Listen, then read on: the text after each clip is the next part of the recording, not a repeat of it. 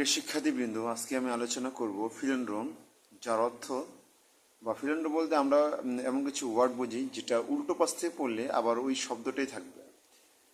বিষয়টা খুবই মজার, শব্দগুলো খুব অনেক মজার। সব শব্দই হবে না, কিছু কিছু শব্দ আছে।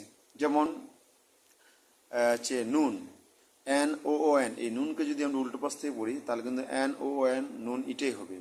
তেমন হচ্ছে রেফারকে যদি আমরা REFAR, রেফারকে উল্টোভাবে পড়ি তাহলে REFAR, রেফারই হবে। তেমন হচ্ছে ড্যাট শব্দটাকে যদি আমরা উল্টো পাশে পড়ি তো ড্যাটই হবে, DAD, ড্যাট। তারপর হচ্ছে আপনার সিভিক হচ্ছে CIVIC, সিভিক। এই সিভিককে যদি আমরা উল্টো পাশে পড়ি তাহলে সিভিকই হবে। তেমন কিছু ওয়ার্ড আবার হচ্ছে, যেমন মমকেও যদি আমি উল্টো পাশে পড়ি কিন্তু মমই হবে।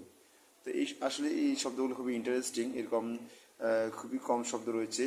এই শব্দগুলোকে বলা হচ্ছে ফিলেন্ড্রোম, অর্থাৎ উল্টো